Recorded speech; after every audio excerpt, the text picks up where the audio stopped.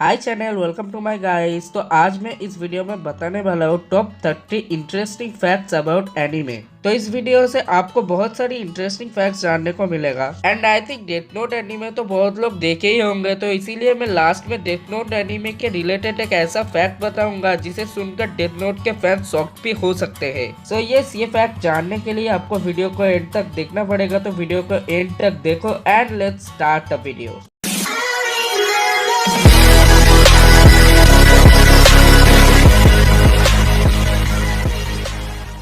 Number 1, anime scripts can be a good ringtone. तुम्हें बता दूं 2015 में एक पोल क्रिएट किया गया था बेस्ट रिंगटोन चुनने के लिए, and guess what, Armin Arlert scream from Attack on Titan was voted as the best ringtone ever. है ना amazing. Number 2, authors are the true respectable man of culture. तो आपको क्या पता है कुरोकोनो बास्केट का ऑथर हाइक्यू एनिमे के author को volleyball attack position and sweat ड्रॉ करने में हेल्प किए थे 1 महीने फ्री रामेन के बदले। Number 3, hentai the beginning of anime career. आप क्या जानते हो बहुत सारे ऐसे ऑथर्स है, आर्टिस्ट है जो कि अभी तो बहुत पॉपुलर एनिमेस बना चुके हैं, लेकिन वो लोग अपने एनिमे बनाने की करियर के शुरुआत में as a hentai artist start किए थे। फॉर एग्जांपल फूड वॉर का जो ऑथर है वो अपने करियर के शुरुआती दौर में एक प्रोफेशनल हेंटाई आर्टिस्ट थे, एंड आई थिंक इसीलिए उसका कुछ झलक हमें फूड वॉर में भी देखने को मिलता है। खैर, number 4, real life Japanese astronaut recorded his cameo from space.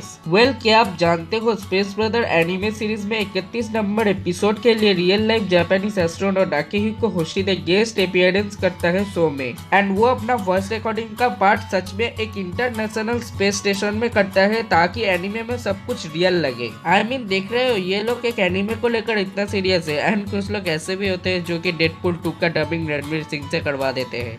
ओ भाई, मारो मुझे, मारो मुझे, मारो नहीं, ये मजाक हो रहा है। एक सेकंड यार, मजाक हो रहा है। नंबर 5, वन पीस एनिमे के बारे में आप जानते ही होंगे, तो मैं बता दूं वन पीस एनिमे जापान में मैक्सिमम 5 साल तक चलने वाला था, लेकिन इसका ऑथर इसे अभी तक कंटिन्यू रखा है without any sign of stopping. Number 6, Attack on Titan के टाइटन्स ड्रंकर से इंस्पायर्ड है। तो मैं बता दूं अटैक ऑन टाइटन का ऑथर एक टीवी प्रोग्राम में ये रिवील करता है कि अटैक ऑन टाइटन का टाइटन्स ड्रंकर से इंस्पायर्ड है, जो ड्रंकर उन्हें इंटरनेट कैफे में मिले थे। तो इससे एक ही चीज पता लगता है, आप अगर क्रिएटिव हो तो आपको किसी से भी इंस्पिरेशन मिल सकती है। नंबर 7, तो क्या आप जानते हो जो फर्स्ट एनिमे निकला था 1917 में, वो एक 2 मिनट का क्लिप था और उसमें दिखाया गया था एक समुराई अपने न्यू स्वॉर्ड को टेस्ट कर रहा है। तो आप सोच ही सकते हो एनिमे कितना इवॉल्व हो चुका है, खासकर इंडिया में जहाँ पे लड्डू खाने का एनिमेशन बहुत अच्छी तरीके से किया जाता है। खैर, नंबर 8, आपको क्या पता है वन पीस एनिमे जो कि इतने साल से चलता आ रहा है उसका एंडिंग रिवील हो गया है। असल में creator of One Piece Eiichiro Oda एक बार एक बच्चे को देखने गए थे जिसको कैंसर था, एंड उसके बाद जब वो बच्चा वन पीस की एंडिंग जानना चाहता है तब इचिरो ओडा वन पीस की एंडिंग उस बच्चे को बता देता है। बट ये वन पीस की एंडिंग पब्लिकली तो रिवील नहीं हुआ है, तो इसीलिए हमें वन पीस की एंडिंग जानने के लिए मांगा और एनिमे का वेट करना पड़ेगा। नंबर 9, आपको क्या पता है जापान में जापान के लोग एक मांगा वॉल्यूम को पढ़ने के बाद उस मांगा को किसी भी पब्लिक प्लेस पे छोड़ देता है, लाइक टेबल या बेंच में छोड़ देता है, ताकि कोई और अगर उस मांगा को पढ़ना चाहे तो पढ़ सके, और ये चीज जापान में नॉर्मल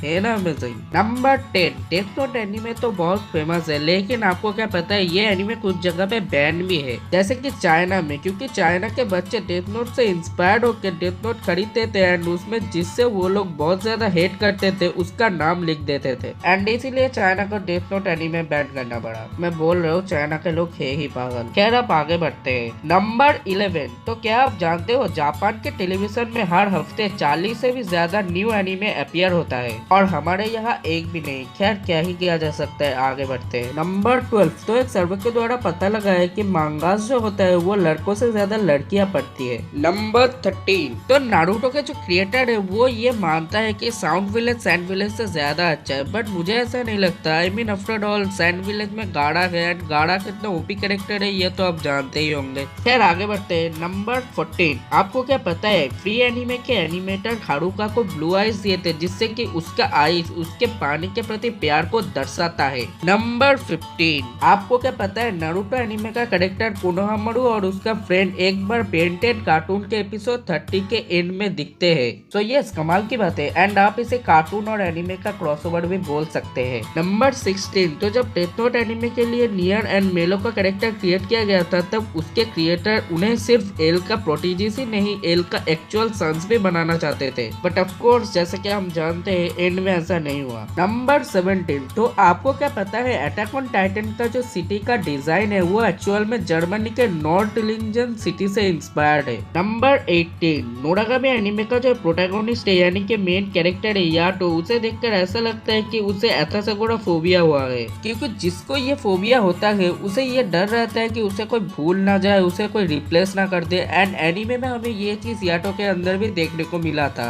तो यह हम ये बोल सकते हैं, ऑल्दो ये चीज कंफर्म नहीं है। खैर आगे बढ़ते हैं। नंबर 19, तो आपको क्या पता है ज्यादातर एनीमे क्रिएटर जब अपने कैरेक्टर को एंग्री ड्रॉ करता है तब वो लोग लायन के फेस को रिफर करके ड्रॉ करता है। नंबर 20, तो टोक्यो गूल में जो फ्लावर्स हमें दिखाया गया था उसका असली नाम है रेड स्पाइडर लिली, जिसका मीनिंग है लॉस्ट मेमोरी। नंबर 21, तो एनीमे में ब्लैक हेयर बहुत सारी चीजों को सिंबलाइज करता है, जैसे कि जिस कैरेक्टर का ब्लैक हेयर है वो या तो बहुत इंटेलिजेंट है, या फिर उसका कोई डार्क पास्ट है, या फिर वो एक स्टबर्न या फिर जिद्दी है। नंबर 22, आप लोगों को लगता होगा वन पीस एनिमे सीरीज सबसे लंबा एनिमे सीरीज है। वेल, आपको अगर ऐसा लगता है तो मैं बता दूं आप गलत हो, क्योंकि सजाई सैन नेम का एक एनिमे है जो कि 1969 में एयर होना शुरू हुआ था एंड वो अभी तक ऑन गोइंग है एंड इसका 7500 प्लस एपिसोड है, तो ये दम है तो इससे कैचअप करके दिखाओ। खैर आगे बढ़ते हैं। नंबर 23, आपको क्या पता है अटैक ऑन टाइटन का कैरेक्टर लेफी अपने आप को क्लमजीली ऑकवर्डली पेश करता है जब बात रोमांस पे आता है।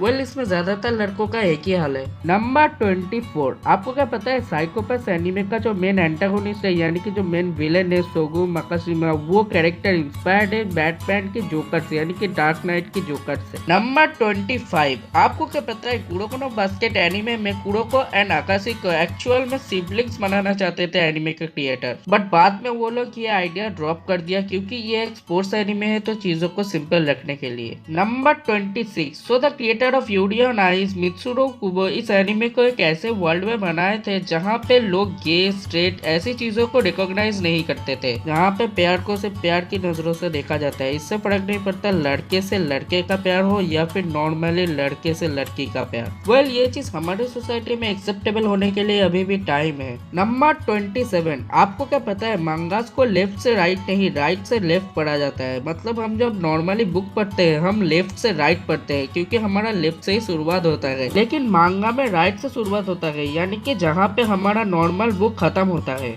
ना। Interesting fact. नंबर 28, जापान में टॉयलेट पेपर से भी ज्यादा पेपर मांगास प्रिंट करने के लिए यूज होता है। That's awesome, man. नंबर 29, क्या आपको पता है जापान में सबसे ज्यादा फेमस मांगा आर्टिस्ट का नेम है Tezuka Osamu. And now finally number 30, is Death Note inspired और is it just a coincidence? तो मैं बता दूं मैंने जितने भी एनिमे फैक्ट्स बताए हैं उसमें से ये फैक्ट सबसे ज्यादा इंटरेस्टिंग है। आपको क्या पता है यार 1973 में एक मांगा रिलीज हुआ था जिसका नेम था मिराक्यूलस नोटबुक, और इस मांगा की कहानी कुछ इस तरीके की थी कि एक मिडिल एज वर्कर को एक नोटबुक मिलता है। इस नोटबुक से लोगों को मारा जा सकता है उस नोटबुक में उनके नेम लिखकर, और डेथ नोट का मांगा काइंड ऑफ सेम कॉन्सेप्ट लेकर रिलीज होता है 2003 में। तो क्या ये पॉसिबल है कि डेथ नोट के ऑथर को 1973 में रिलीज हुआ मांगा मिराक्यूलस नोटबुक के बारे में पता हो एंड उससे ही इंस्पायर्ड हो डेथ नोट, या फिर ये पूरी चीज एक कोइंसिडेंस था? वेल, कुछ भी हो सकता है, बट ये बात तो पक्का है कि डेथ नोट मिराक्यूलस नोटबुक मांगा से ज्यादा फेमस है क्योंकि डेथ नोट के बारे में सभी जानते हैं एंड मिराक्यूलस नोटबुक मांगा के बारे में शायद ही कोई जानता होगा। खैर, तो यहीं पे ये वीडियो खत्म हो जाता है। तो आपको अगर ये सारे एनिमे फैक्ट्स अच्छा लगा है, जितने भी फैक्ट्स मैंने इस वीडियो में बताया अच्छा लगा है, तो इस वीडियो को लाइक करो, अपने दोस्तों के साथ शेयर करो जिससे कि वो लोग भी जान पाए ये फैक्ट्स। एंड चैनल को सब्सक्राइब कर देना ऐसे ही interesting anime video and other videos के लिए।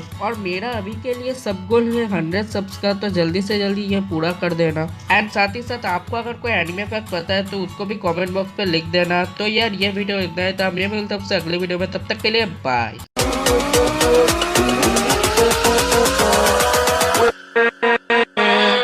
With है।